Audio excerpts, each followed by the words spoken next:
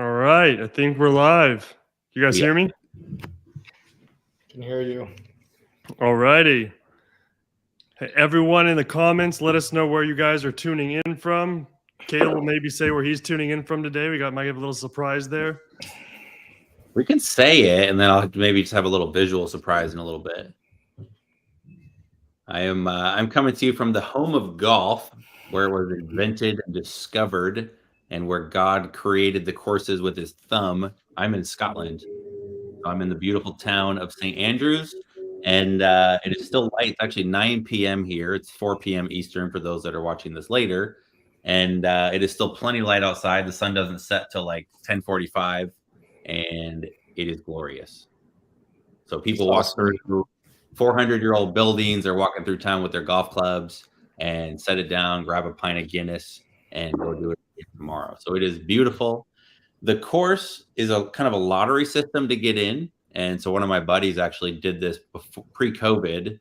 He got a spot for 4, and then his buddy picked up a twosome. So we ended up with 6 guys over here and got to play the old course.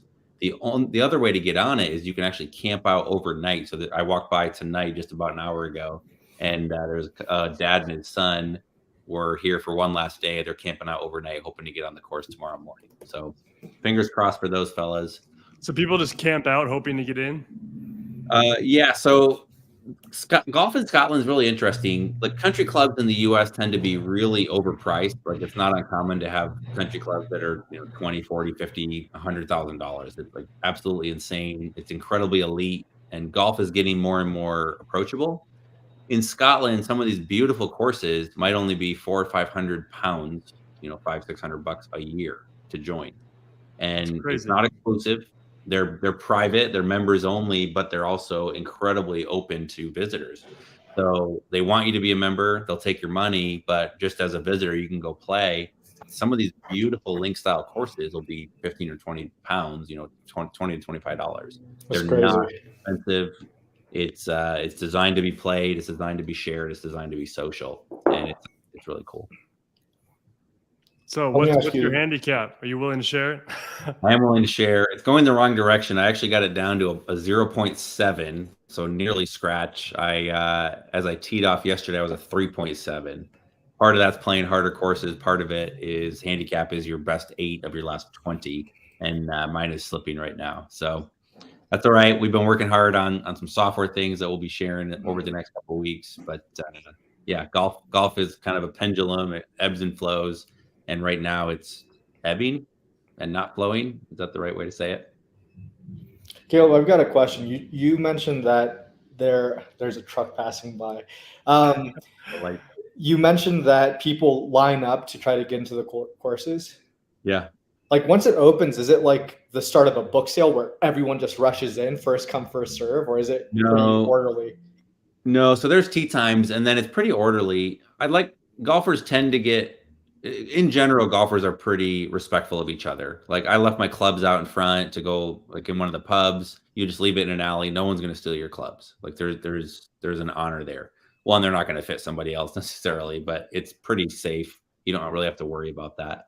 So they stand in line, and the first person in, they say, hey, we've got, 4 no-shows or 4 cancellations. And so the first, 4 people would get those spots essentially. Gotcha. And it's pretty straightforward. I'm rethinking my college decision, because if you go to the University of St. Andrews, not only is it a top school, I think it just passed Oxford in terms of like scores or ratings or whatever. Like it's one of the top 5 schools in the world. And if you're a student there, you get free golf.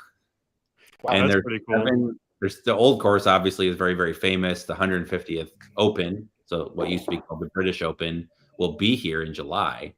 But there's 7 courses: new course, Jubilee, Eden, old course, all those. So there's phenomenal golf, and like I said, the munis in the area are just stunning.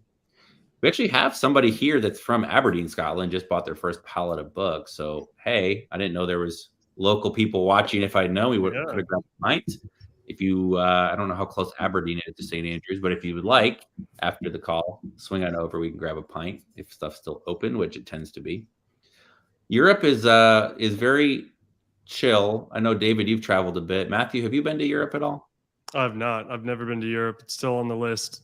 I love the culture. It might be harder for you with kids right now, but dinner's not typically till 8 or 9 p.m. And so you tend to have a slower day, kind of a longer drawn out lunch. And then dinner is kind of a social event that might last 2 or 3 hours.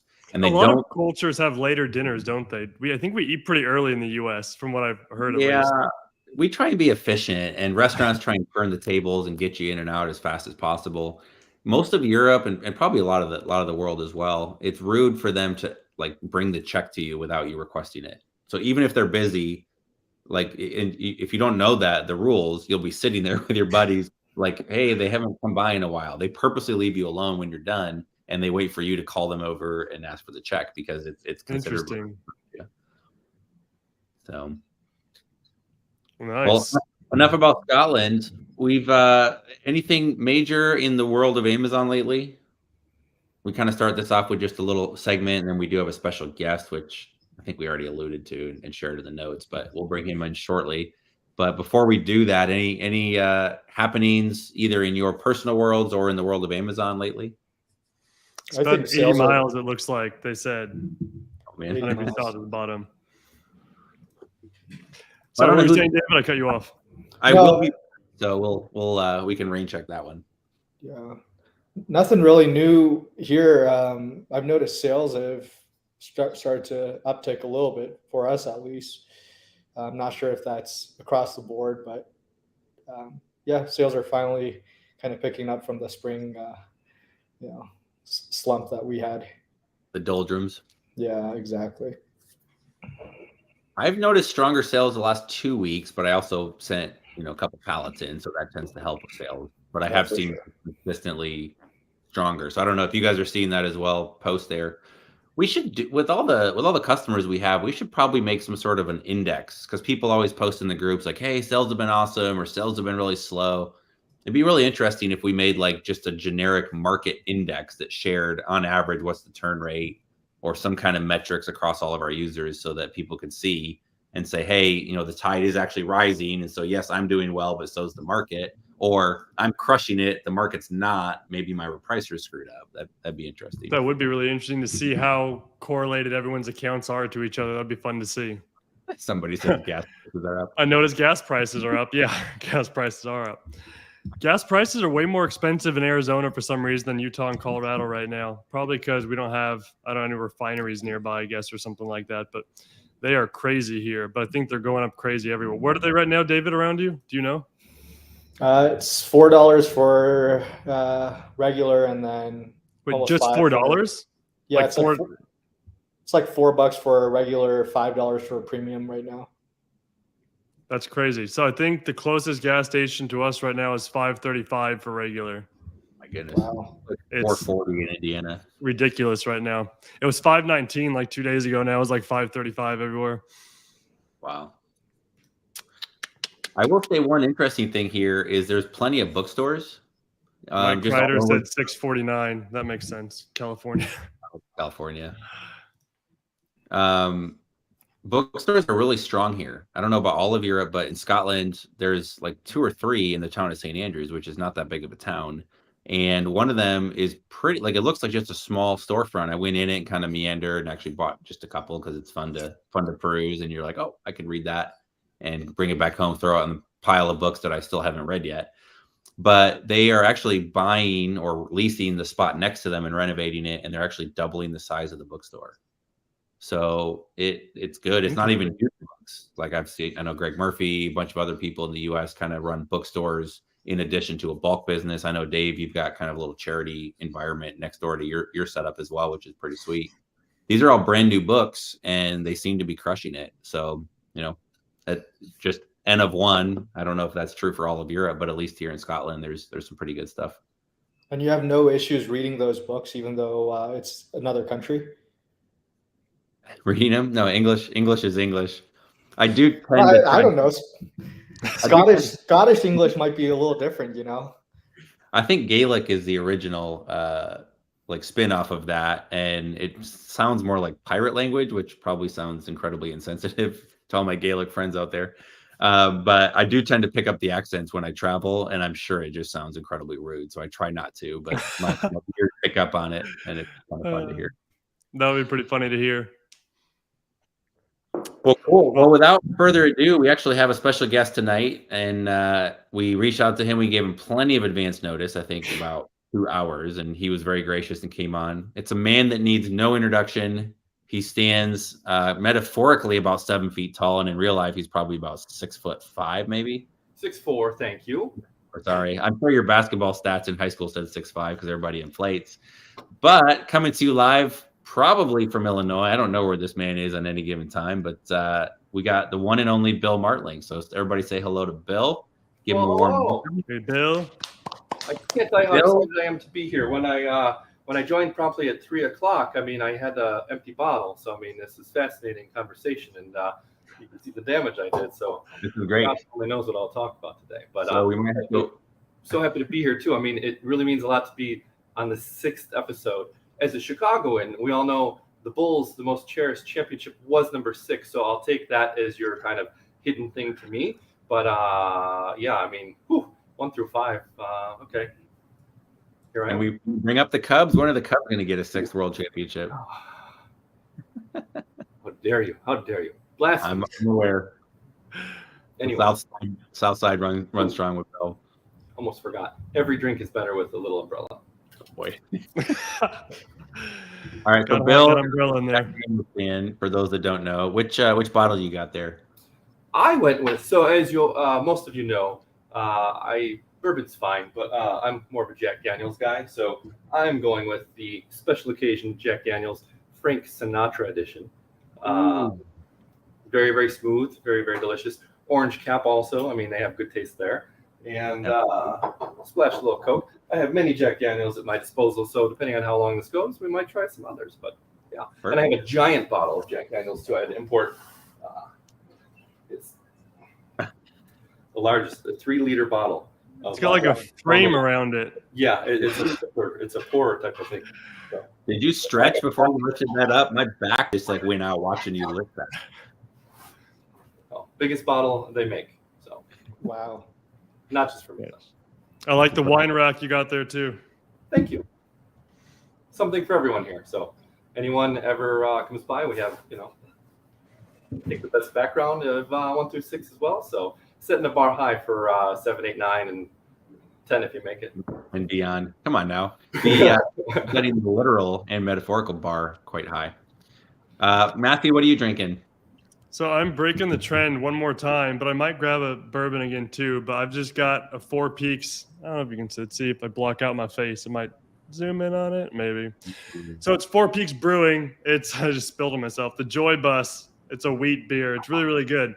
It's a 4 Peaks, one out of Tempe, Arizona. Something I've had for a while. It's just nice, refreshing on an afternoon since it is only 1 o'clock here. But I still might pull out a bourbon in a little bit. Classy. It's called the Joy Bus. Yeah, it's called the Joy Bus, which is fitting. That is very fitting. For those that don't know, my wife's name is Joy. Dave, what do you got? I think I saw a coffee mug. Yeah, I'm in detox mode today. Oh boy. Still recovering from a pretty wild weekend, so just drinking a little bit of coffee. All right. Was this wedding weekend?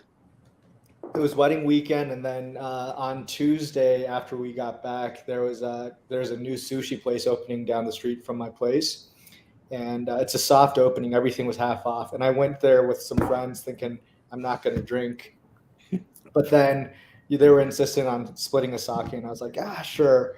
And then I saw the price of beer on there is a $6 beer, but it's half off, so it's $3. No. So I was like, I'll do a beer as well. Like pretty much by the end of the night, we were there for 4 hours, and we knocked off every single sake on their list.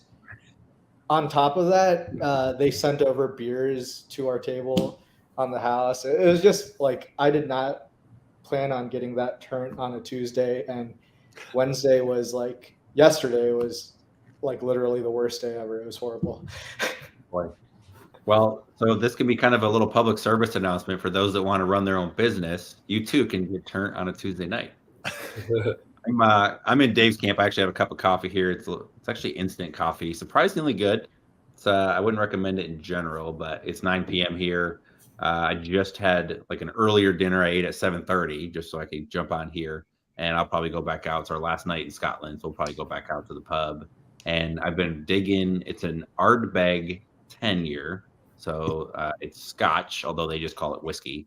I guess when we import it to the U.S., we put the Scotch label on it and call it Scottish whiskey or Scotch, but it's just whiskey, not bourbon. Bourbon has to be made in America.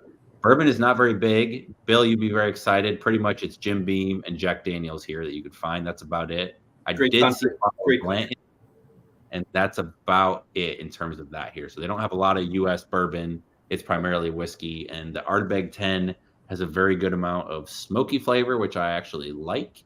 Some people don't. I think they call it peated. So I've been enjoying that, and I'll probably go find one last drink before we head out in the morning. Well, cheers. Yeah. Yeah, cheers. So Bill, we'll put you on the spot with a couple things. First off, and then I know Dave actually has some really detailed questions. So our goal is to make you sweat by the end of the evening. We'll see what we do.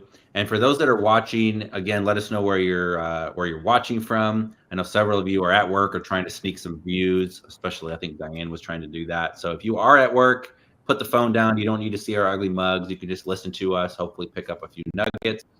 Bill has been selling books longer than Dave Matthew. Oh, we got Dave Matthews. Why did I never put this together? Dave Matthews. We literally We gotta have switch our faces right here. Now it's Dave Matthew. Oh my gosh, I never realized this.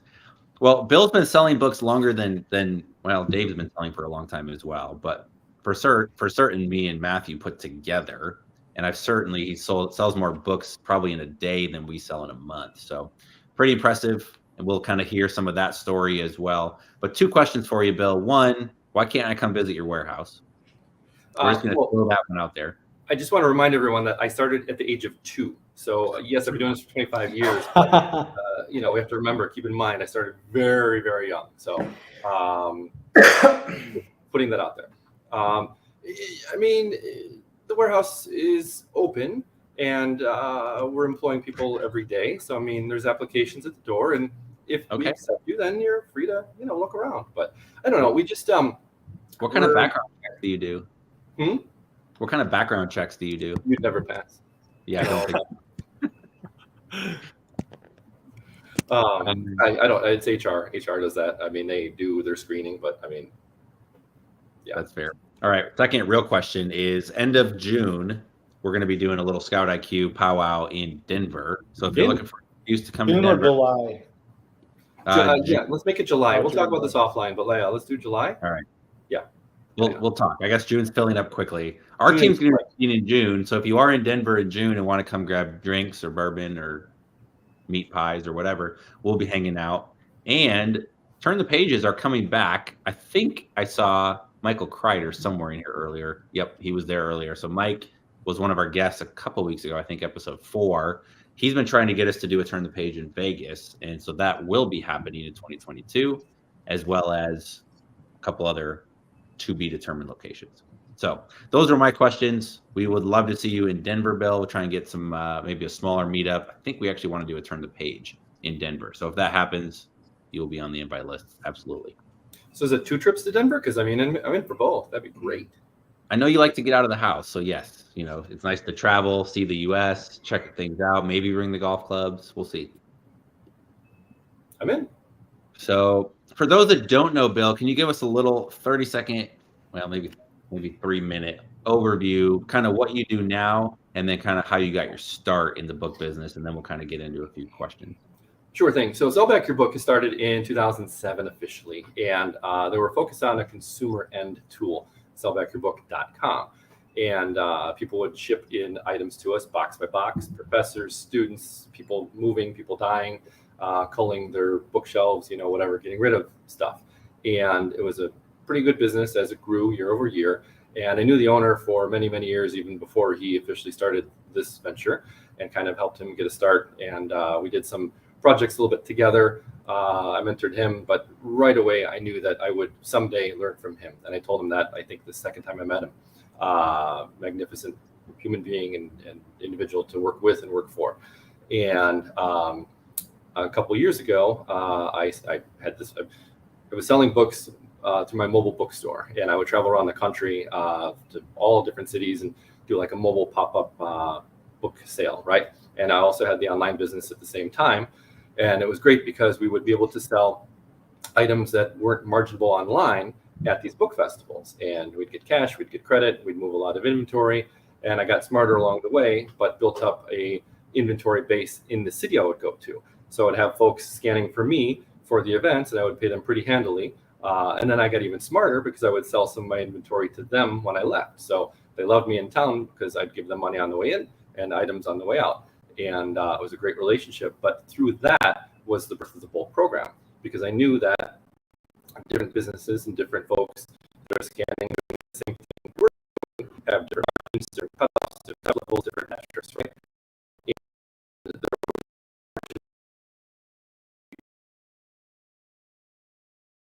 And someone doing this all my life since the age of 2, as I mentioned. I love books.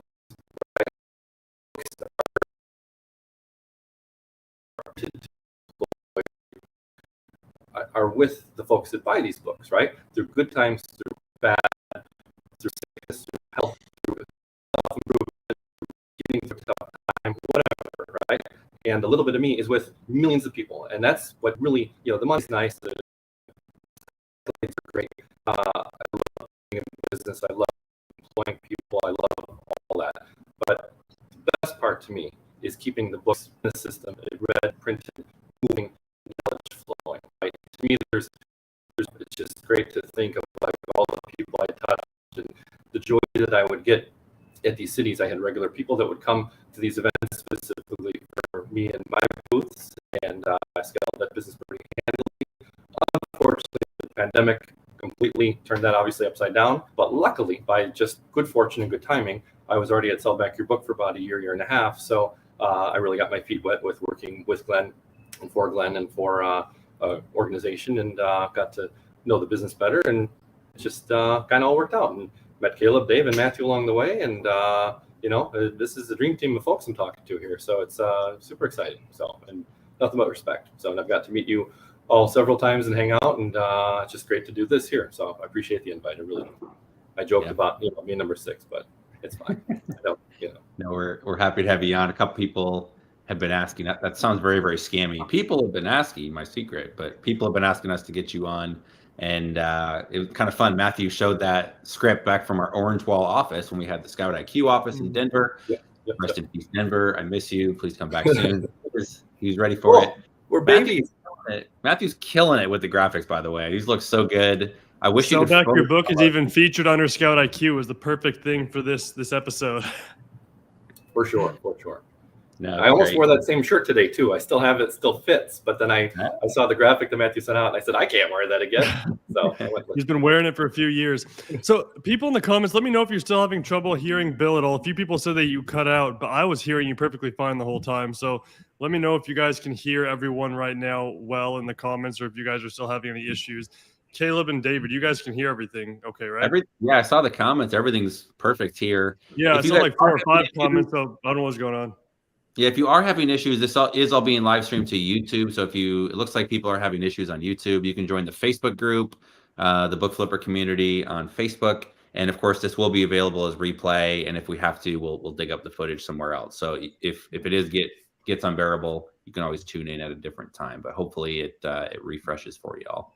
We could just do it again, number 7 too. I'll just do it exactly again, like verbatim, no problem. In true developer status, we're just going to say it's all your guys' fault. So it's probably your internet and in no way related to StreamYard. But we are unaffiliated with StreamYard, so we could throw them under the bus as well. So hopefully it's looking good. See some good comments there as well. So there could be one issue. I'm in my basement, and the air conditioning system runs a little bit, so that could have been part of it as well. So darn. All right. Well, we did say we want you to sweat, so if you could just turn that off, we'll let that run. True, good. So a couple of things you mentioned. One, just the love for books. Question for each of you here, and if you're watching this as well, what's a good book you've read recently? And I'll lead off just to kind of blow things up. Actually, I have a copy of it. Let me just grab it 1 second. While you guys are thinking, if you guys are watching, comment what book you've been reading lately, and we'll kick things off with Matthew as I just grab this book shortly. Yeah, so I'm actually in the middle of 2 books right now. I tend to do that. I get ahead of myself and start reading a book, and then some other book is released, and I start reading that one too. But the 2 books that I'm reading, one of them, pull them up here so I can make sure I get all the titles of these right. It's called The Hawk Method, so it's a marketing book. So anyone that's into marketing, there's a guy I've been following for a long time named Eric Huberman, I believe is the last name, Eric Huberman. He's a great marketer. He's a young guy. He's been on the Forbes 30 under 30 yet list probably for the whole time he's been in his 20s. I think he's just got into his 30s now. But he has a marketing firm that's, I think he's grown to a little over $150 million. And so it's a book on his method of marketing and connecting with an audience. And so I've been learning a lot going through that book that was actually just released a little while ago. And the other one I'm reading right now is called The Nail Habit. It's something I read a long time ago. I loved it. And then one of those books you kind of put aside and forget about. And then I pulled it back up the other day. I started reading it and I was like, why in the world did I forget about this book? And why did I not implement more of these things? Because I knew how good they were back then when I first read it. So I'm going through that book again. I'm on chapter 2, and it's a gold mine of information on how to be more productive and actually get the work done you need to do. It's easy to do the fun work and procrastinate and the stuff you don't want to do. And this kind of shows you some methods to get around that and actually put in the work where it needs to be done and be able to get yourself to do those hard things. So those are the 2 books I'm reading right now. Love it. You've always got good self-help type books. I always like picking your brain, hearing what you're up to. The book I'm reading right now, since I'm here, is a course called Scotland. Tom Coyne is a brilliant author. I'm about halfway through. I've heard that the book kind of takes a turn, but he wrote a book on Ireland, a course called Ireland, I believe. He went to Ireland, played, I believe, every Link style course in the country. And then he went to Scotland. He wanted to play every course on the open rota, which is the open rotation. So Carnoustie, the old course, all the classic Link style course, as well as every Link style course, which is on the ocean. So Link style means it's on sand, built by the ocean. Typically, there's very little movement of dirt. In the US, we like to build grand scale and push dirt around with bulldozers. Back then, they didn't have that luxury. And so, however, Mother Nature and God formed the earth, they just put the golf course on it. So it's an interesting story. He actually wants to try and qualify for the Open. So that's kind of where the book is going. But it's fascinating. You get the history of where you're going to be going. And if you're not into reading, which I hope many of you are since you're flipping books, but it doesn't mean you have to love it. It's really cool when you go somewhere and travel to understand the history, whether that's from reading, whether it's watching YouTube videos. It just helps you appreciate where you're going and kind of soak up more of the tradition as well. Dave, you reading anything interesting right now? I just pulled it up because I couldn't remember the full title. I just finished a book not too long ago called Tattered Cover Bookstore: Storied History. It's talks about the history of the Tattered Cover, which is a local institution here in Denver.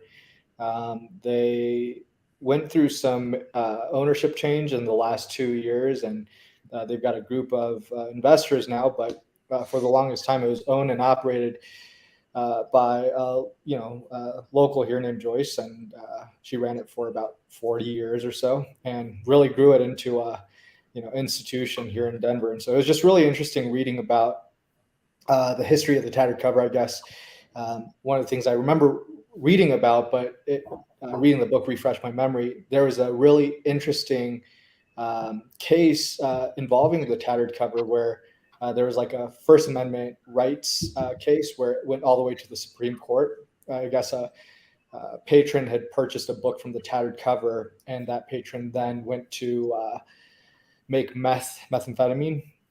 And so like the local police, they wanted the Tattered Cover to like show their records, to show what book that he bought. But the Tattered Cover refused to share their customers, information with them. And so it went all the way to the Supreme Court. Long story short, Tattered Cover 1 ended up being where the book that this person purchased was on Japanese calligraphy.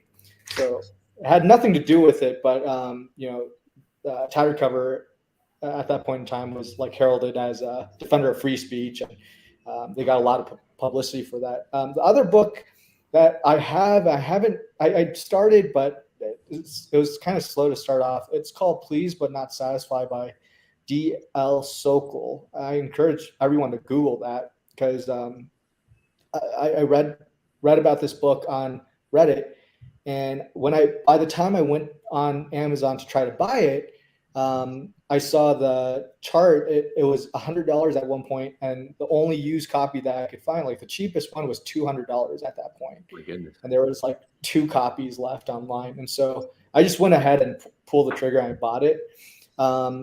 And I just pulled it up right now, and there are no used copies on Amazon. There's only one new available for $395. The sales rank is 1.6 million, but it's probably not a lack of demand, more so a lack of supply. But yeah, I mean, after I read it, I'll probably send it to you, Caleb. It's the book I told you about, and then after that, we can flip it, buy some bourbon with it. Sounds good. It sounds fascinating. What was the name of that one more time, David? It's called Pleased But Not Satisfied. But Not Satisfied. Okay. Yeah. And so the executive who wrote it was a CEO of a company that was under Berkshire Hathaway, which is Warren Buffett's company. So it talks about how to run how to always strive for like quality in running a business. Nice. Fantastic. Someone asked what the marketing book was called. It's called The Hawk Method. Hawk like a bird, Hawk Method is what it's called. So that Pleased But Not Satisfied book is £550 in the UK on Amazon. You can also pick it up for $179 in eBay. There's 3 copies available. So for those that are inclined to do the e-flip model, you could actually potentially buy that on eBay. Looks like there's 3 copies available. They may be counterfeit. There's no actual real photos of it. So tread lightly. Anytime there's expensive books, there tends to be counterfeit. So be cautious. The other thing too, there's no barcode on this book. There's no ISBN. It's super small run like book. And so I was kind of shocked. I'm like, once I got it and I saw it, and I was like, I feel like I've seen 300 of these, in my lifetime. Cause like just you look at it and you'd be like, oh yeah, this is nothing. You toss it, but it's like a, $200+ book. It just kind of made me like a little, I guess, what is it? FOMO from all the opportunity I might have missed by throwing these type of books away. Well, shameless plug. We interviewed Max last week and did a little thing. He does a ton of collectible books on eBay. So he specializes in rare books. He knows a ton about books. We kind of joke, don't judge a book by its cover. Max can. He understands what the books are. Books without barcodes are his specialty. And so if you guys missed that, you can search Books in Bourbon episode 5 and check that out. All right, Bill, we stalled long enough. What have you been reading lately in between episodes of Ozark and Billions? Absolutely. Love both those shows. The Hawk Method, speaking of other shows, is not about the Cobra Kai, right? Okay. No, that's not. Some people get that. Some people are like, what is he talking about? I watch a lot of TV on my spare time when it happens. And Better Call Saul is the most phenomenal thing on TV right now. It's on summer hiatus, but if you're not watching that, it's the Breaking Bad prequel. Best thing going. So a book that I can recommend, it's the opposite of David. It's probably $3, $4, $3.99, something like that, or less on a certain website that we won't mention. And it was one of the first business books I read, and every couple of years I come back to it just to kind of refresh. And even though it's dated, it's just one of those sentimental reads for me. It's Multiple Streams of Income by Robert Allen. He made a sequel, Multiple Streams of Internet Income, because that's how dated this book was. But it really got me thinking about how to scale a business and how to have, to do things and set them up and kind of set it and forget it, but yet monitor and maintain. Because too many people, and I preach this all the time, if you've seen me in person, but value activity over accomplishment. And they like the action, they like the volume, they like the velocity, they like just constantly being busy. But if they're not monitoring their efforts, then they have a lot of activity but no accomplishment. And personally, I like the accomplishment over activity. My goal is to always create something, learn it, track it, figure it out, right? Know how much per hour per day that we need to do, what's the cost, and then how do I scale? How do I pass it off to somebody else? Because it's job creation, job security, and a healthy business. So, and that's the book that really got me thinking, back in the day to really pump up what I was doing. And speaking of books, Caleb, Mr. Roth, didn't you have that particular book with me the last time I saw you, which was like over a month ago? Yeah, I got sidetracked and got in some other books. I actually read the book on Band and Do. That I've been on a big golf kick lately, so I read that one. It's called Dream Golf, and then so this one got put on the side. And I'm one of those guys. I'm sorry if anybody has OCD, but I actually kind of dog ear some pages to come back and look at later. You guys are all shaking your heads. I think we need to remove him from the stream and just go on without him. Please. So, the other way to do it is to take photos. If anybody has a better method, I'm all ears. But the other way I can do it, because there's things I'll notice. So I'll actually dog ear the top and or bottom, and I'll fold it up depending on where the quote is. So here I've got something I want to follow up on this page, so it's probably in this paragraph or this one, and I'll come back and kind of take notes later after the fact. The other way to do it is to have my phone with me, but I don't like having technology when I'm reading, and take a photo of it and preserve the pages. So if you guys have a better way to take notes, maybe it's a pile of sticky notes, I don't know. I'm all ears. I do like to actively read and come back and kind of take notes and try and learn something from it, because if you don't, what's the point? This is a fun read, but I still do want to take some things away and learn about, something. So always trying to learn, always trying to move forward. I'm sorry if I offended you, and if you have to kick me from the stream, I do understand.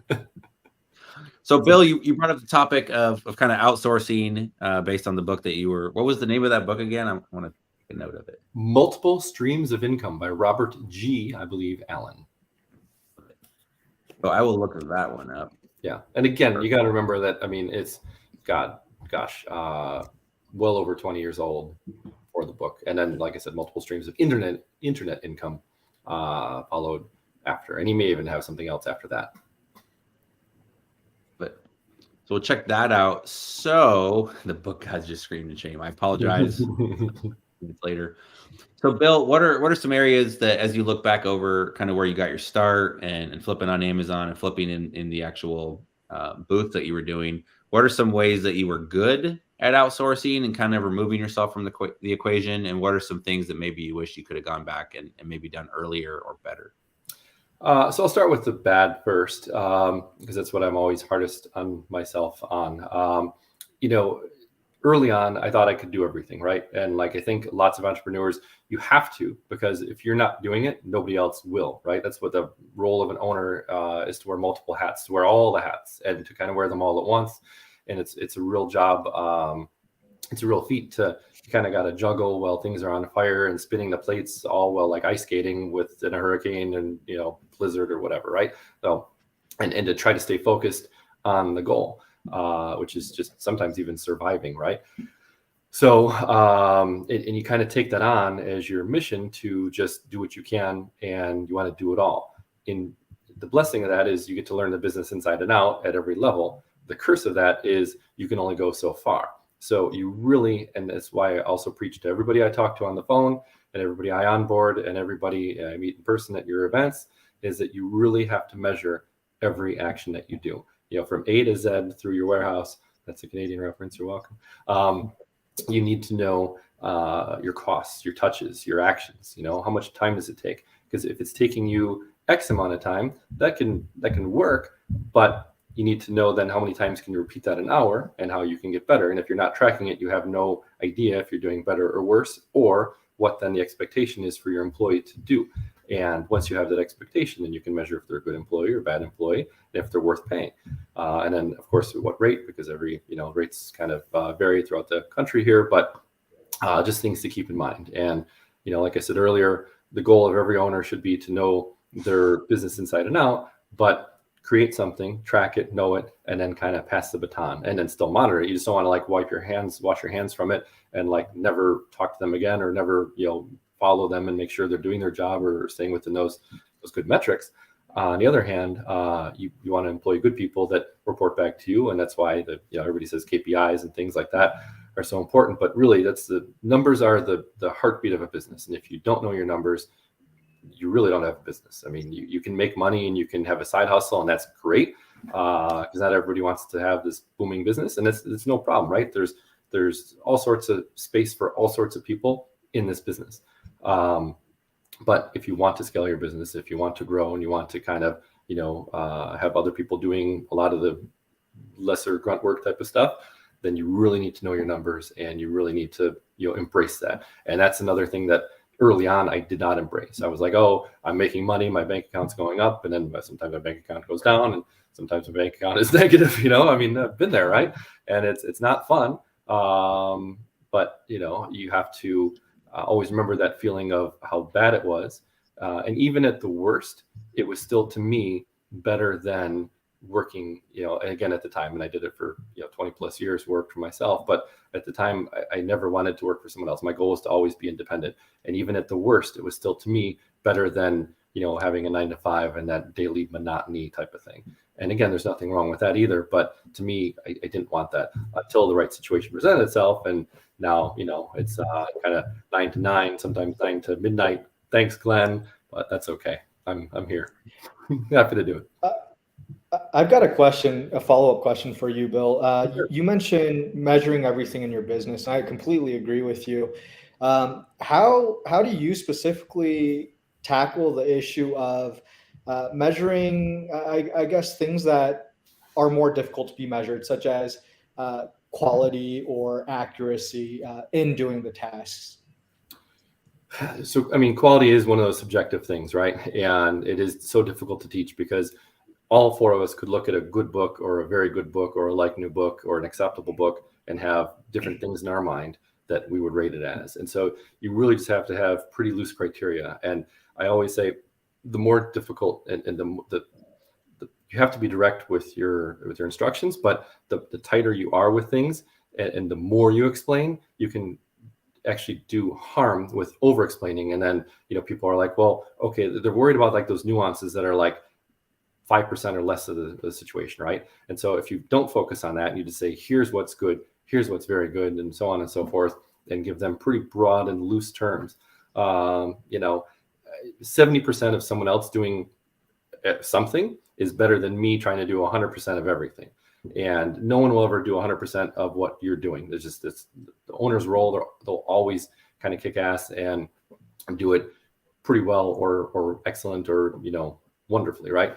But you have to live with that 70% and hopefully more, but as kind of like a minimum threshold, because then you can scale your business. And so you just kind of have to live with the mistakes and the nuances and the errors and things. And, that's why there's margin, right? Margin means you can make mistakes. So. Yeah. One great question. You mentioned. Oh, thank you. You mentioned that. I'll drink to that. I think we'll grab some bourbon. I'm gone. You mentioned that you were doing your own thing for the longest time, and in the last couple of years you started working with Glenn. Can you kind of walk us through maybe some of the biggest differences that maybe took place in that transition, and then maybe also what was one thing that you didn't anticipate, but that changed or that happened in transitioning? Great question. So, I mean, I'd even like to repeat it because I think the Frank Sinatra said a little here. No, working with Glenn. As you're collecting your thoughts, Bill, just to reiterate, I know you mentioned it in the opener, but so Bill ran his own business for how many years? Oh gosh, I mean, I was dabbling in the e-commerce space on eBay, selling like random stuff in 1996 or 7. So I mean, I was 16, 17 at the time. I started with books in 97, 98, and then a quick cool story is that I was playing cards with some buddies, and it got later and later in the night, and one of my fellow degenerate gamblers, it was him and I in the big pot of the night, and I ended up winning. Thank you. And we'd gone back and forth to previous weekends and the summer and whatever, and sometimes he was a little slow to pay. And so he offered me a deal. He said, I can pay you like half now and half later. And I knew the later would be like way later. He's like, or you can have any of these movies, because his sister worked for Hollywood or Blockbuster or somewhere at the time. And they were like overstock and promo videos and sealed and a combination of the like. And I'm like, I'll take door number 2. And so he's like, you can fill up as many boxes because this is all garbage. We have duplicates and triplicates and quintuplicates or whatever. And if I don't know if that's a word, but I'm making it one. Thanks, Frank. And so I took the videos. And so what would have been like $150 later ended up being like almost $2,000 of sales on half.com of these videos. And it was just Crazy. like, yeah. And so, I mean, like things like that help fund my business, you know, and I've never, ever told him the story, but, you know, whenever I see him, I'm always still pretty nice to him. He's still a lifelong friend, but yeah, I mean, things like that, you know, and when I was in college, I had the foresight to say that just because our bookstore at Loyola wasn't buying a particular book, I put out the word in my dorm to say, hey, if you don't want the book, if the bookstore isn't buying it, or they're giving you a couple bucks for it, give it to me. I'll read it. I'll do something with it. I'll sell it, you know, whatever. And so most mornings, certainly on a weekly basis, we have books piled up in front of our door. And our dorm room was a mini warehouse, and we had the closet in the bedroom, the closet in the foyer, all full of books. And we'd take my laundry basket and we'd drive to the post office with 3 or 4 textbooks almost daily, and more sometimes, you know, whatever. But I got the beer. I was the beer guy for the weekend for my roommates, and it was a good deal because, you know, we didn't have any closets, but we had free beer, and I helped fund the business again on other people's kindness, you know. And so this is not at all related to David's question, but just on the history of things that I did. So sorry to sidetrack you. That's all Caleb's fault. But get back to David's question. So, I mean, working with Glenn has been, you know, the best accomplishment and the best feeling. And I never want to let him down. I never want to let anybody I work with or work that works for me. I never want to let people down. Even you three, you know, we're partnered with the whole integration. I don't want to let you guys down. I want to be a good partner to all of our affiliates, all of our clients, all of my coworkers, and all, you know, my boss, right? I always try to put out good into the world, because even if good isn't necessarily coming back to me, it's just my mantra, right?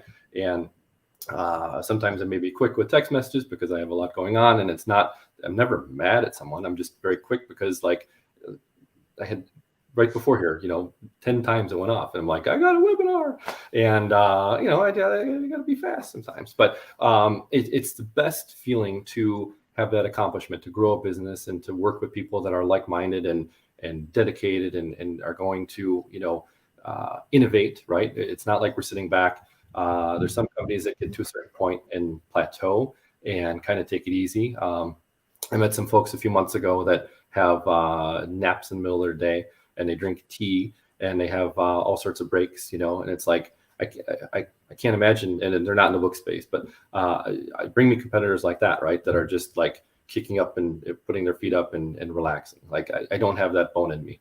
And, you know, I pride myself on being accessible to everybody. And I think all three of you know, anytime you've messaged me, it's usually within, you know, pretty quick to maximum like an hour, unless I'm on a plane or napping myself, because I do sometimes sleep. But, you know, I love what I do. So to me, it's not even work. And I think that's the greatest joy, getting back to David's question, long circle. You know, working with the crew that I work with now is immense joy. You know, we put out lots of books and good feelings, and just we have fun, you know, and we do it well, and we add value. It's not like when you make deals in business and in life, if it's one-sided, it can last, but it's only going to last for so long. And like the other side gets upset, and then it breaks. And the best deals are truly a win-win. And in this instance, with what we do, it's a win-win-win, right? The clients win, you guys win, and we win. Everybody wins along the way. And then, of course, the end user, the people that are buying the books, if we sell them to businesses or, you know, individual folks, they're winning too, because they're getting an unbeatable price. So, like, I can't imagine any other combination of something else in another industry that's comparable to the relationship that we have in this space with everybody, you know, watching or that we work with, that just everybody's pulling forward, and it's not at all tilted on any way. So, and that brings me great joy. Yeah. Well, definitely cheers to that. Okay. Every time I hear win-win, I kind of recoil a bit, because typically whoever's saying it is trying to sell. But just having watched you the last couple of years, that I really believe that. And even the people you come across from working your trade shows to, you know, what you're doing now, I can see that, and how you care for the people that you work with and for, and et cetera. I think one of the nuances that David was getting at, and kind of why I asked it, and then it led to this big circle, was you ran your own shop for a while, and then some personal reasons, some health reasons, kind of made the decision to actually go work for someone that you taught the game to, which again, this whole industry tends to come full circle. I still believe there'll be a Netflix documentary someday about the book flipping world. I hope all four of us here are heroes in the story. Maybe we'll be the villains, who knows? But it's really fascinating to see it's a small industry. You can't stab someone in the back because it will come back to hurt you. And we do tend to care for our own, which is really special and unique. But you went from running your shop to actually working for Glenn. So for those that don't know, people see Bill as the face of Sell Back Your Book. He's actually not the founder, not the the CEO. I don't know what you guys call Glenn, but Glenn runs the business. Bill is kind of the wholesale guru and runs all of those relationships, and he's very good at what he does. But some people would view that as a step back, saying, "Hey, I want that freedom. I want to run my own shop." What we've actually seen you do, and I've talked to you quite a bit about it. You've now tapped into someone and kind of an entity that has a lot of momentum, and you're able to actually apply your entrepreneurial skills in that world with more resources, and actually then essentially throw more fuel on the fire. So I think that's what David was probably asking, if I can read between the lines. Sure. What does that transition look like? And for those that may be considering, teaming up with somebody else, what do you look for in that versus, most of us set the gold standard as, I want to be an entrepreneur. And once you're there, you never want to go back, but you went back, but in a sense you went forward. So that's maybe something to kind of riff on a little bit. Yeah. So, when I was running my own business, I felt a definite ceiling in the sense of the things I could accomplish with the teams I had, and both in the offline and online worlds. And there comes a point where if you're not having fun or not enjoying what you're doing, then you need to evaluate and take a step back and figure that out. And I was kind of at that point for the year or two before I got my viral meningitis. And for those of you who don't know, I was in the hospital for a week and lost 26 pounds in a matter of 7 days. And it was just hell. And I don't recommend it in any way. There's just something random that happened. I had stung by a mosquito or something, and whatever. And it kicked my ass. And it took even 6 months to even feel, somewhat normal again, where I wasn't lethargic and just kind of mopey. And, it was, again, not fun. But in doing that, I really at that point evaluated and said, I've had this idea kicking around for a good year. Glenn's working on some projects, and I think now's the time that we could align better. And the fact is, when you're in business, you have to be able to kind of, back like when the internet bubble, when people sold high, or, a few months ago when people were saying, hey, there's going to be a recession. You have to kind of have a good pulse and a good feeling of when to buy and when to sell. Just like when you're at a library sale or buying with a new supplier, you don't want to call a new supplier and be like, oh, I got this $4,000 in my pocket. It's all my last $4,000. I'm going to go all in, right? You want to tread lightly and get a sample. You want to work out a good deal for you and for them, because if it is a good buy, you're going to be a loyal client, and you're going to be, maybe the $4,000 will be well spent. But if you're betting the company or betting your whole, account, it's never a good position to be in. So you kind of have to have a pulse on timing, and that's just kind of gut and experience and, just living life, right? And sometimes it's good and sometimes it's bad, but that's, again, it's recoverable as long as you're not all in. But working for Glenn, people know that I'm very, very shy. And so, no? Okay. We complement each other in the sense where he's a big tech person and a big, broad picture, person, and has really good judgment with things. And I like to think that I have really good judgment too, but in a different lane, right? And if we were the same person, I think I talked to Caleb about this before. If you get like 5 engineers in a room to do like one of those safe houses or safe rooms or escape rooms, whatever. If you get like 5 engineers or five people in the same industry together into an escape room, they're probably not going to escape. You need that diversity. You need that variety, right? And Glenn and I, we argue, we disagree, not violently, right? We just have casual conversation, and sometimes he's right, sometimes I'm right, and neither of us like hold it over each other over each other and be like, hey, remember that time where I got you? Like, we're just, when you're wrong, it's an opportunity to grow and to learn, and that's life, right? If you're constantly repeating the same mistakes and you're not learning, and you're doing yourself a disservice. So I always take every opportunity when I'm wrong or something goes wrong to learn and to evaluate and to say, well, it might happen again, but I want to be better prepared for it. And if we're better prepared, then we're going to do better next time. And it may happen over and over and over, but we can iterate better and be more prepared. But that's the strength of Glenn and me, is that we're different people, but yet we have the same goals. And we try to do our best. So, well, a little side note on something you said: if there's 5 engineers in a room plus Bill, I think they have a pretty good chance of getting out of the escape room. For those that haven't done one, if you can find there's a lot of escape rooms. That was kind of a big trend. I believe they started in Poland, somewhere in Europe, and they kind of spread. And they've been in the U.S. for the last 5, 6, 7 years. One of the biggest groups is the Escape Game. They're in Austin, they're in Orlando, they're in several markets. It's a really good product. So I think we've done 2 of them in Austin, just on different bookseller meetups. They're great. So if you get a chance, go in. You won't regret it. It's a really fun time. Typically takes anywhere from like 60 to 90 minutes. But Bill's pretty smart and likes to solve riddles. You can really see his wheels turning in his brain, and that's certainly a fun environment. And there's yet to be an escape house that has contained me. I'm 100%. I'm never been defeated. Oh, really? All right. Throwing down the gauntlet. If the Escape Game people are watching, bring it on a really difficult one soon. Maybe we'll try and handicap him and see what we can do. But I would echo the fact, I'm really lucky. I've got 2 of the guys on my team here, in Dave and Matthew, and Bill. You're kind of an honorary team member. We've been working closely for the last probably 18 months, give or take, with the integration on Scout IQ, which has been great. Again, anytime you're throwing money, you're holding your hands out and actually putting money in people's pockets, metaphorically, I guess.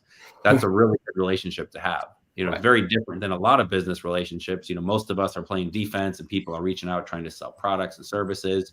And for those that are watching, if you are our customer, we really do appreciate you. If we're not just sitting here trying to shove software or products or training or any of that, like, we really want you to grow and develop. I just lost my entire train of thought where I was going with that. But yeah. I've got a question unless you figured it out. I was just going to say, I think it's really important. Like, there's a phrase in life and in business that if you want to go fast, go alone. And if you want to go far, go together. And so I consider myself fortunate with, working with the 3 of you, and specifically Dave and Matthew, is, there's times when, it feels like we're going slow, we're disagreeing on things, we're trying to hammer out exactly the right way to do it. But having different perspectives around you is really, really valuable to driving a business forward. So for those of you that might be at a crossroads, you're trying to figure out if you want to bring in a partner, maybe team up with somebody else. Make sure you don't just jump into it willy-nilly. Working with family can be difficult. Make sure that you've kind of vetted the person as well. But if you can find quality individuals to do business with, 100% do it. You're going to get a different perspective. It's going to strengthen you. It's going to learn you. It's going to teach you interpersonal skills, and you will tend to go farther as opposed to faster. Go ahead, David. All right. So, Bill, I'm just curious. I know I know a lot about Sell Back Your Book, and you guys have accomplished so much in the last couple of years. Is there anything in the pipeline that you'd want our viewers to know about? Anything exciting? Maybe Sell Dave your books. I heard that's kind of a here. Let's see. We have that domain. We just bought it. Somebody did. We always have lots of irons in the fire, as my job as a sales director, and I kind of think of myself as the growth director as well. It's been a lot of my vision to present things up and down the line to see if it's viable or worthwhile to do. We're always testing different things here or there, sometimes successful, sometimes not. And again, that's business and that's life. But nothing to announce yet. But things are always a brewing. That's what I can say. And anytime we can add value to our buyers or our sellers or our partners, that's a win. And as long as it's scalable and producible and profitable or worthwhile to do, not everything we do has to be profitable. If it means offsetting the carbon or recycling or this or that, that's fine too. But we want it to be something that we can kind of set and forget and then repeat. And how many times can we do it? That's the goal. So, but I can promise you, there's always irons in the fire of things down the line, things coming, and that's the fun part, right? We can innovate, we can dream. Glenn told me many years ago, nothing's impossible, and we just try to make it happen and try to think of the unthinkable, right? So that's like a fortune cookie phrase to leave you all with. That's actually, I read it last night. So, well, sellbillyourbook.com is taken. I think, Bill, you probably have that. Sell Dave your book is available. So I know what I'm getting you for Christmas, David. I have a question for you, Bill. So, hi. We've been talking a lot about how you got started and stuff like that and what you guys are doing now, but we have a lot of new people coming into the Facebook group, Scout IQ, et cetera, all the time that probably are not familiar with Sell Back Your Book services or what in the world it could do for them. So what could you do for someone that just downloaded Scout IQ? And if you're going to buy their books, why in the world would you buy books that Scout IQ says have no value? What do they do? What's the process look like for them to actually make money with you like we've been talking about?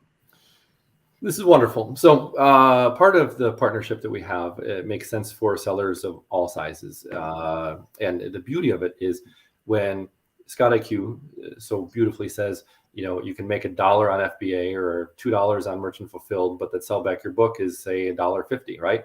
So, sometimes the offer is better than one, but worse than the other or very similar. And it's always to me, the bird in hand is money to take. And it's really compelling because that $1.50 that we're offering, you might get $2 if it sells in a few months. And there's a cost to doing that. There's a cost to acquire that money. It could be a crappy book. It could have dog ears. It could be in a bad condition that then ultimately nets you a refund. It could get lost by Amazon.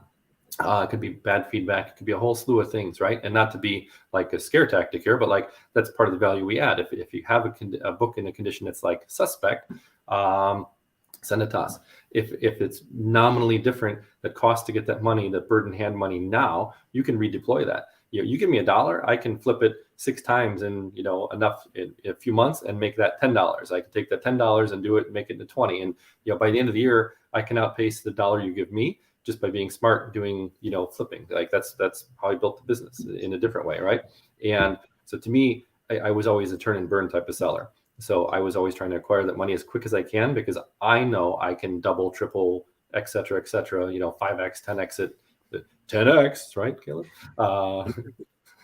That's an inside joke.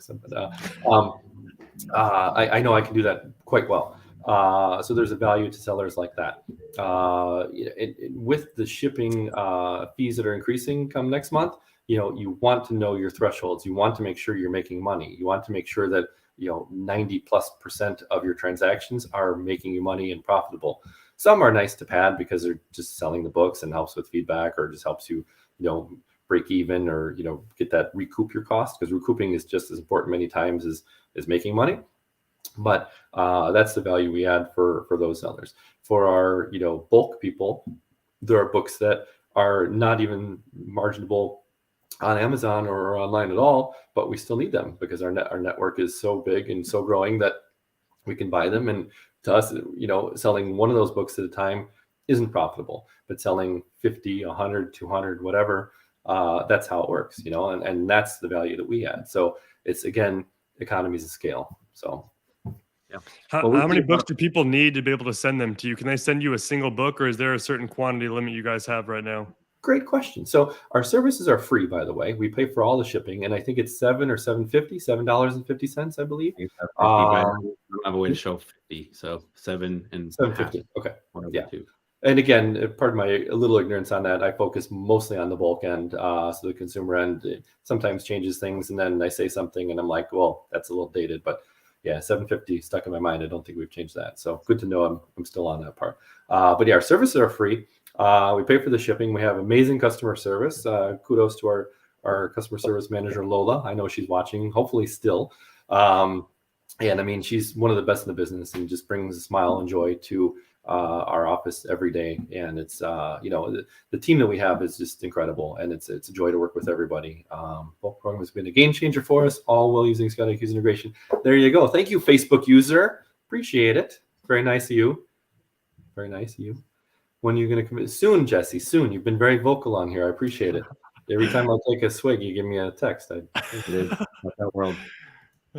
So again, for those that don't know the integration, you can turn it on. Actually, it will be on by default with our. Thank you. We've been begging for that for months and months.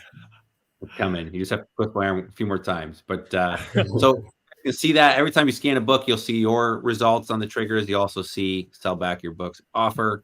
And we didn't just pick Sell Back Your Book because Bill has a good taste in bourbon. They are actually the #1 buyer of books. We did all of our research on Book Scouter, analyzed a bunch of vendors.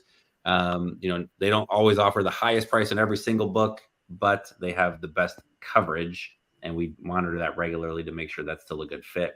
They are very generous. A lot of times you'll send a book to a buyback vendor and they'll say, hey, it doesn't match the condition, and they'll reject it. And Sell Back Your Book has always been very, very kind and generous when it comes to that. So they've been a great vendor. I know lots of you have sent them books. Every once in a while, we see it in the group, and it's actually more than every once in a while. There's books, because most of us sell FBA, and due to the fee structure and everything else that goes into it, they're a little more creative. They have more outlets. They sell in bulk. They have economies of scale. And there's many times when I can sell a book FBA and net $3, and they're actually offering $3.25. That's a no-brainer. Maybe I could sell it merchant fulfilled, maybe make a little bit more. Maybe they've got outlets outside of Amazon, heaven forbid. And so those are great. There's a lot of times when it's sure to toss a book their way. Other times it does get close. And Bill mentioned knowing your numbers earlier. If you have a warehouse and have to pay your employees to list the book merchant fulfilled, pay the labor to set it on the shelf, pick that book later, deal with the 10 to 20 to 30% of books that may not sell eventually. If you don't understand what that cost is, that might cost you 75 cents in labor and time and supplies and everything else to pick that order. And so if Sell Back Your Book can get within roughly 75 cents or whatever that cost is for you, then for sure you should toss it in a Gaylord and forget about it.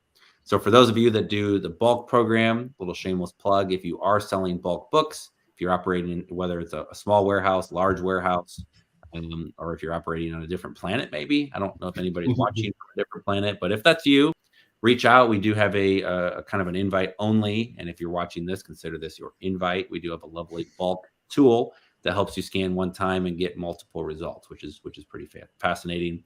And for those of you that are not doing bulk but still want to get it, it's in Scout IQ's settings. Just go down to wholesale integration, hit the on. Oh, look at Matthew, you're all over this. Wow, the graphic on there. Look at that real estate. That's like prime. That's like Manhattan level real estate. Wow, beautiful Park Place over there. That's a great example. You can kind of compare that side by side, and if you want to add it to cart, you simply tap that green. I was going to say circle, but it's a rectangle. Just checking my shape still. The rectangle. You can tap that, add it to your cart, and off we go. So that's a pretty good integration. Pretty good integration. I think it's the best in the business. Yeah. First, well, I won't disagree. Exactly. All right. Well, we will. Any other questions for Matthew or David? We've already gone over our hour. We tend to take these things about 75 to 90 minutes. If you guys have questions, do that. We might try and get Bill to pour a second glass of bourbon here while he's still. I'm already on 2. I'm about to hit 3. So I got all the time. You get exciting. So this is a pretty special experience. Bill is very engaged on the Facebook groups. He is pretty generous with his time. I know a lot of you reach out. Bill and I got to, we spend a little bit of time together at conferences and just hanging out. He's actually one of the rare guys in business that it's actually, I'd consider you a friend. So I appreciate the time we've got to spend together. But I don't actually think he sleeps. He's on his phone. He's on his email. He actually has 2 pagers. I was very shocked to see. I asked why 2. He said, well, if his phone goes out, he wants to have a backup. And then said, then he wants to have a backup for the backup. So he is on his game. I think you do need to outsource some of your things, but for those that work with him, that he's very easy to work with. So all that to say, we've got one of the best in the business, and we got 2 of the best in the business with David here as well. But if you guys want to pick either of their brains, feel free. But specifically, if you want to let's lob some softball questions to Bill and see what happens. I pride myself on being accessible, and I feel that there are 24 hours in a day, and how many people can I reach and talk to and impart my wisdom on, for better or for worse, right? I beat my head against the wall so many times when it was my business and got quote unquote headaches of running into problems. And if I can help alleviate even just one person a day or a week to not make the same mistakes I did, then that's great. And I always say, the better bookseller, the better business person, the better book scouter, the better whatever I can make you, then by default you're gonna make more money because you're gonna process more items. But by default, then you're gonna ship us more items. So that's how we're aligned, right? So everybody has my number. You're free to text me anytime, and I'm happy to always schedule a call and talk and help grow your business. I mean, that brings me great joy. And I know I've said that before, even today, but like I get so much happiness by seeing the folks that worked with us early on grow their business. And we've had a real impact of having them, get bigger warehouses or add more people or take on more risk and hedge their bet. Because that's all we're doing in this business, right? We're buying the unknown and hoping to make a profit. And the more and more you can hedge that bet and get more creative with your output and whittle down your duds to near next to nothing without getting caught in the weeds of like trying to get to zero, because nobody will ever do that, and be profitable along the way, then that's a win. So it's awesome. While we're waiting for questions, do you mind if I ask you a question? It's more on the entire used book space, maybe more of a macro question. Sure. One of the things that my friends and I in the business joke about is like the price of everything is going up: gas, milk, real estate, everything but used books is going up in price. And I'm sure you see that kind of on a larger scale. How does that affect your business? You mentioned the rate hikes for postage next month, 8.5% on the 10th, I believe. That's going to have a real effect on your bottom line. Will that affect how much SBYB purchases, or how do these macro factors affect your business? So, I mean, everything affects our business in that sense. However, it's our job to try to counterbalance that and to try to maneuver so that it's less and less impactful. It's tough to quantify, exactly what we're doing, but we're trying to do our best to do that. It's our goal to keep our catalog right around 1 million books that we're buying. It's our goal to get it to 1.2, 1.3, 1.5 million. I think we can get there, but it'll take some more creativity on our everything effort, right? But that's where we're headed, and hopefully we get there. So, have you noticed as you continue to scale up the incremental change, the incremental growth that you hope to achieve at scale? I'm guessing it becomes increasingly more difficult to scale, even from 1 million to 1.2. I'm sure that's a lot more difficult than, say, 500,000 to 700,000. Oh, for sure. But that's also why, on the opposite effect, right? Even a 1% gain or 1%, cut, 1% cut of costs or 1% gain of efficiency or savings or whatever, it can be monumental at scale. So like 1% when you're, on your garage and whatever is like, not even noticeable, right? It's like a rounding error, whatever. But like 1% at scale is actually meaningful. That's like real jobs and real profit and real something, right? We can deploy that somewhere, somehow, and do good with it. So, we're always very mindful of that. And the one promise I made on day one to Glenn is that I'd spend his money as if it was my own. And other than some Scott IQ sponsorships and what have you, that he probably wouldn't approve of, but then he did. But it's money well spent. And I always made that promise to him, and I would continue it. Right? I don't take it for granted because the life of any business is the bank account and the numbers and keeping that cash flow moving in a positive direction. You mentioned the 1% up or down being it's a real number at scale, and fluctuations of 1 to 2, 3 points is inevitable in business. Things just happen. Yep. Is there something that you do in particular that helps you, I guess, de-risk or I guess deleverage your risk, manage and balance your risk in those cases? Just keeping a pulse on everything, and it's not easy to do, right? Because it can Gosh, I mean, the first April I was there. So I started in February of 2019. So February, March, April. So 2 months into the job, we had a whole 4 sections of shelving collapse on a Saturday night. So we show up Monday and just the, part of the warehouse is just leveled. And it's just one of those things that happened. And it's like, okay. And then the next April, by chance, something else happened that was pretty monumental to the business. And I can't. COVID? Yeah, that's it. I wish I was joking, but for a second I forgot about COVID. Yeah, it was COVID. So basically we didn't know what was happening then. And then the next April, I think that's where I was hung up on exactly. Something else happened that was like not as monumental than COVID, but like something else happened. So it was 3 Aprils in a row. And it's like, you can't plan for it.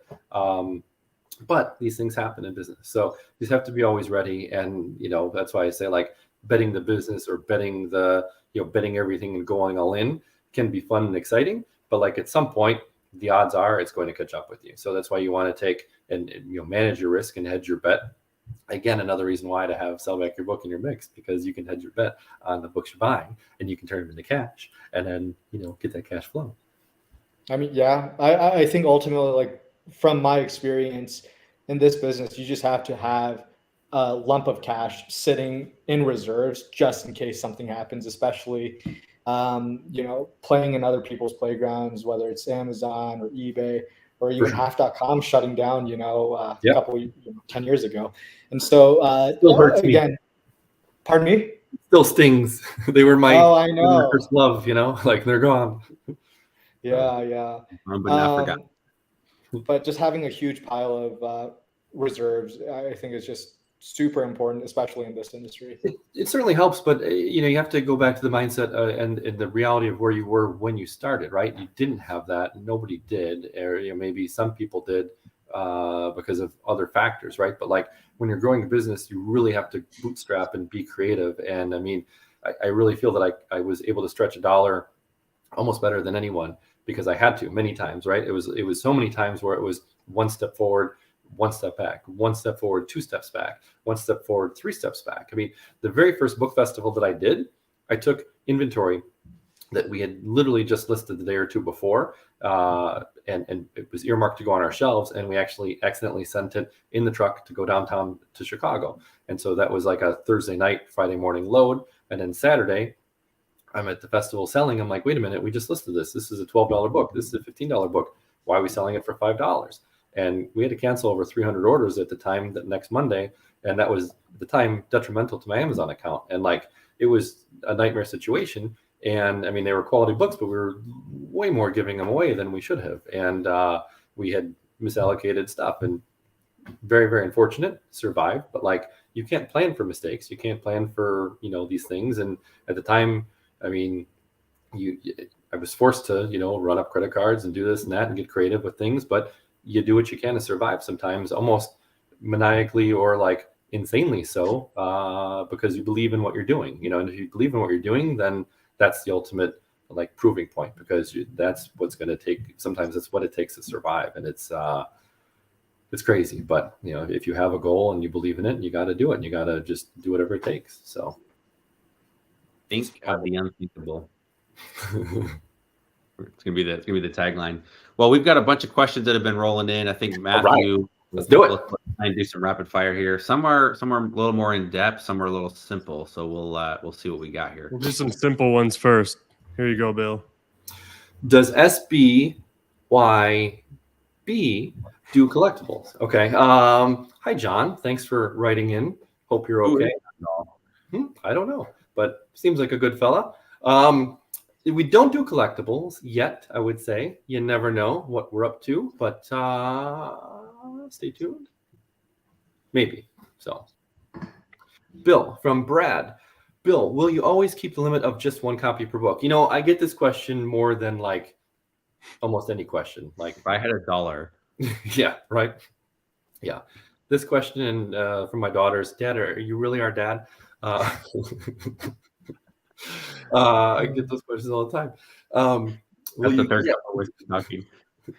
So yeah, unfortunately, on the consumer side, we do have limits, and it's one of those things that we'd love to adjust. However, I will tell you that on many items, your account should auto adjust like after a certain amount of time. Every book has its own metric. Every book has its own like time of holding. So book A might be 2 months, book B might be 9 months, and book C might be never. Just the way it goes. It's all computers and algorithms and above my pay grade. And I just let the computers take over the world as they're about to do any day now. And I don't worry about it. Another good Dave reference there. Dave. Yeah, Dave. Odyssey. But thanks for the question, Brad. Cody, I know Cody. I've been using the bulk tool program for several months now. He has. I have several antique books that I send my good duds to, booths that I send my good duds to. When I clean the shelves every few months, there's always new picks for SBYB. Are there certain times of the year I should rescan my books to ensure using my time wisely? So personally, I think rescanning anything is not a good use of your time. You want to be as efficient as possible and imagine that your feet are in concrete buckets, hopefully not in a bottom of a pond or lake somewhere. But then you got more problems than you know what to do with. But you want to limit your actions and coach and teach your employees to limit their actions. And a lot of folks recently are getting conveyor belts and things like that help streamline that process and automate the process. But that's like next level stuff. But in the meantime, you know, tippers, dumpers, tables, everything like that, you know, measuring and picking up books sometimes by the handful or like by the binful if you're using boxes or whatever and scooping them up that way, you know, different things you can do. You can always have a bias on like what you should do or what you see on a video because somebody cool or maybe successful or maybe popular or whatever does it that way. But until you do it and see it, test it, and then measure it, that's what has to dictate your workflow. And, you know, you should do different ways and different methods and time it and count it out and figure it out. But so to me, double scanning is never a good idea in that sense. But as for like peak, I'll get to you in a second, Mike. As for peak times, January and February stuff spikes because of textbook season. And then January alone because of the holidays kind of, you know, peak prices, and then of course anytime in August through like mid-September. But again, holding stuff to rescan it, you're better off just pulping it and doing something else, anything else than doing that, in my opinion. Prove me wrong. Mike, medium well, next. Nathan, I know Nathan too, and I know Mike, and Mike's an awesome guy. Any good ideas on an option to sell acquired textbooks from bulk inventory? Good quality, just not profitable on Amazon. I mean, Nathan already uses our bulk tool, and so we're not buying them there. You know, you can, depending on your quantity, you could reach out to some wholesale textbook folks, but usually they won't talk to you unless you have like thousands or consistency. Again, I think the question, and maybe Nathan, if you know, I know there's usually a little bit of a lag. I think the question is more just like textbooks that don't have value today on Amazon. Maybe you guys aren't buying them right now either. Is there a good way to monetize those? Because in general, textbooks are higher value. So we all see it. We come across old readers, old textbooks. Yeah. You know, at one point that was $100 book, maybe a $200 book, and now it's nothing. So if I'm guessing right, maybe I'm incorrect. So if so, sorry to jump in. But I think his question is there a good outlet for kind of old textbooks that have lost their Amazon value? What's I mean? I would contact wholesalers to see if they're buying it for other schools and things, you know, like Nebraska or MBS or somewhere like that. But again, you'd have to have quantity, not just like onesies, twosies. So it depends on the context of it kind of as well in that sense. But, you know, textbooks do kind of rise from the dead sometimes based on like one particular professor deals with that particular edition of that particular book and only uses that because it's 20 years old. That's the book that they've used their whole career. So sometimes you might see stuff like that. I've seen it plenty of times, but you know, to hold it, to wait for an August session. Yeah. All right. Last one we got here. This might be a David question too, but what should you accomplish to get special rates from USPS cheaper than media mail or bound printed matter? Caleb might have a good thing on this too. Volume is pretty much the basic one. So they're going to have set volume limits. You can pre-sort to kind of get some cheaper rates, and then you can also explore other options. You know, DHL is going to be an option. There's some other places out there as well. So just talk to people. But in general, the bigger you get, the more options you're going to have. It's kind of like the pretty girl at the dance. She can kind of choose who to dance with. We don't do enough merchant fulfill volume to do that, but we do a fair amount of volume with our consignment between FedEx and UPS. And it's really funny. It's kind of interesting. You can see when they're struggling, or when prices are going up quite a bit in the shipping world, especially in the LTL world. I think there's concerns that diesel fuel is going to be limited. There's definitely driver shortages and truck shortages. So we've seen, shipping 2 pallets a couple states over to Indiana a year ago was about $350 total. And I think we're paying closer to $600 now. So it's nearly doubled. I know, Bill, you've seen that as well in the LTL world. But in terms of just FedEx and UPS having options, the two of them kind of go back and forth, and we get calls occasionally from either one trying to earn back the business. So the same thing happens when you get volume. The bigger you are, the more they want your business. And so you can kind of pitch them against each other as well. And you get a little leverage too, In business, you want to have leverage to make some moves, and you want to just try to have that. It's a good thing. Yep. Well, that's pretty much it for the main bulk of the questions there. Feels like we just started. Only an hour and 28 minutes and 29 seconds ago. Huh. Well, your Jack Daniels in the background is made for about a 5 or 6 hour session, so at least. Yes. Alexa's going off. Sorry, kids were strictly told leave Jeff Bezos's secret listing machine alone, but that's okay. Here he is. He knows we're talking about him. Well, Bill, thanks for your time. You definitely give a lot back to the community in terms of your attention. Of course, dollars back in many of our pockets, or most of our pockets, which we appreciate. But time is all of our most important resource, and thanks for sharing 90 minutes of yours with all of us. And for those of you that are watching, if you did enjoy it, you can check Bill out. You can, of course, check back, sell back your book. Check out their integration in Scout IQ as well. And Frank Sinatra says hello as well. I'm surprised you didn't sing for us. Bill, is there a way that people can track you down specifically, or if they know, and that's as far as it goes? No, I always put out my information there. So it's Bill at Sell Back Your Book, only one book, please, .com, not the, okay. And then my number is 708-825-7952. You can text me anytime. Oh my gosh, someone's already, no, okay. That quick. People with their phone in their hand ready to go. And I'm happy to shed some time and spend some time and shed some light on, 25 plus years of doing this. And again, just have fun. Have fun. Make some money, have fun. Understand, I was told long ago when there was a pivotal moment in the business, and someone very, very wise said to me, what kind of business do you want to have? Do you want to have a profitable one? Do you want to have freedom? Do you want to have time? What do you want to do? And I had to make that decision of like, do I want to have freedom? Do I want to have time? Do I want to have, what do I want to have? And, of course you want it all, but like, what do you want sooner than later? And there's no shame. There's plenty of space, and there's no shame in having a very small, manageable garage business or home business or storage unit business or little warehouse business or big warehouse business. Like, you have to decide what gets you, because at different levels, everybody wants kind of what they used to have. And I also heard that long ago too. And everybody reminisces of like the good old days when it was easy and fun. And don't put yourself in a position where you get your business to something where it's overwhelming and not fun, because then you're doing yourself more harm. We only go through this life one time. So you want to do yourself and your family or whoever you have around you the best you can with being there and being available. And that's why I'm available for all of you, because you're all like family. See how I wrap it all around? You're welcome. Matthew, do you have a giveaway? We said anyone that joined our text list, so I can do that real fast. Let me sort those. Give me 1 second.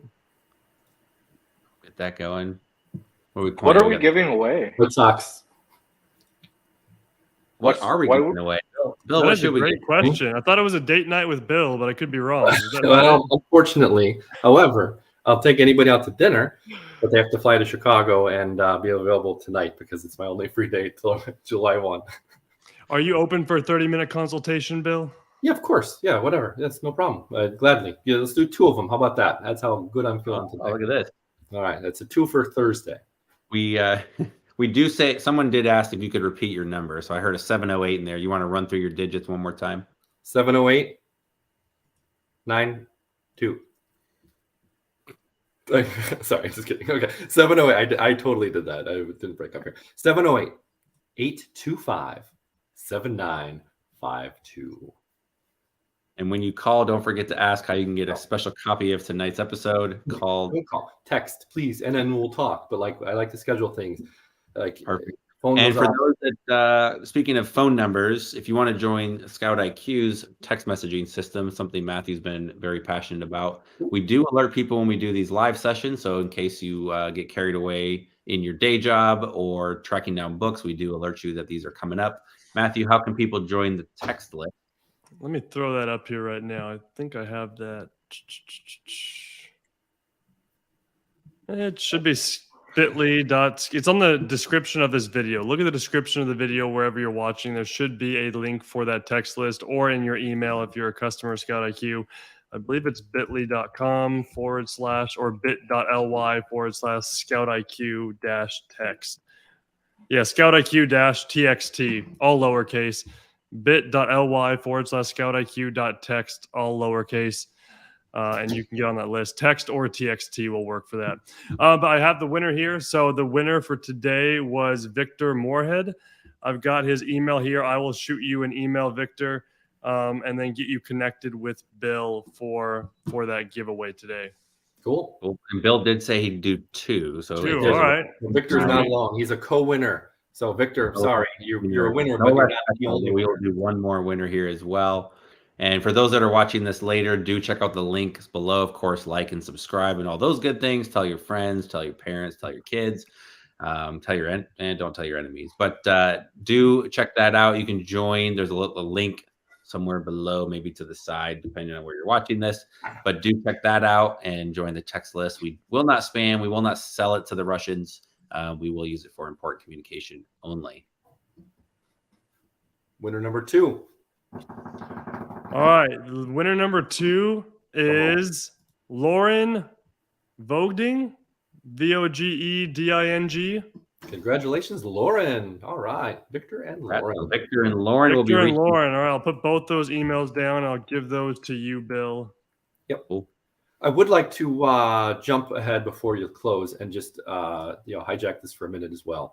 Before we go away, I'm trying to get the longest web stream that we've had in this, because we all know what the number 6 is absolutely always the best. Like lucky number 7, forget it. Just end on a high note. Books and Bourbon, done. Cool. No, okay. Good luck next week. I set the bar wherever I set it, and hopefully you definitely. We're already scheduled at least 2 weeks out at this point, so we're not quitting after 7. Sorry. All right.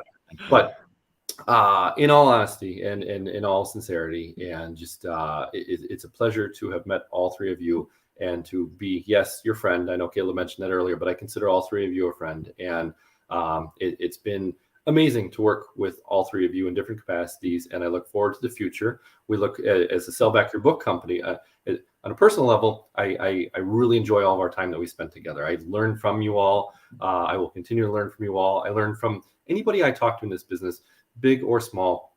I seemingly always leave one of those turn the page events with a good takeaway, believe it or not. And the value of those events is that you can network and learn and really just, it puts a different perspective on what you're doing. And back in my day, when I would go to different conferences, one little tip, one little nugget, one little something can pay for that whole event. So I highly recommend going to them. A.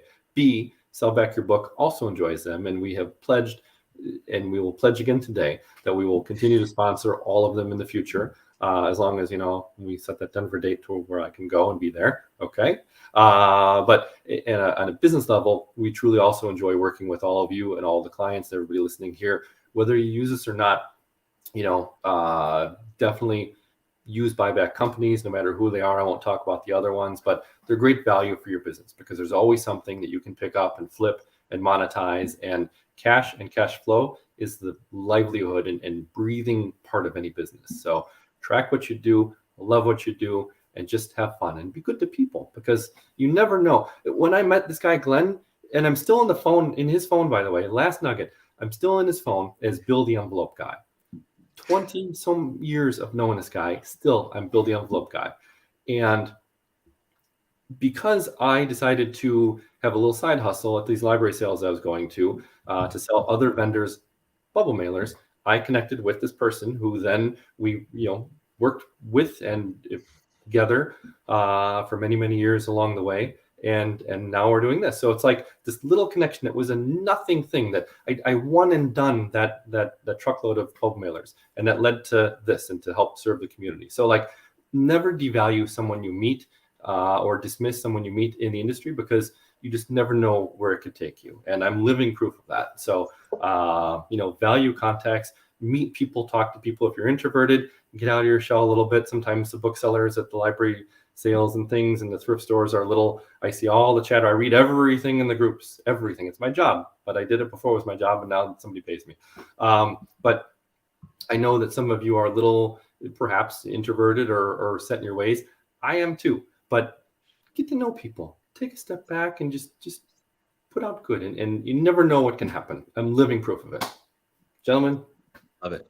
Cheers. Gentlemen, Cheers. on that note, we'll be signing off.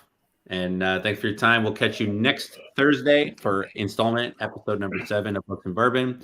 Have a lovely day, evening, morning, wherever it is for you. And we'll catch you real soon. Thanks, everybody.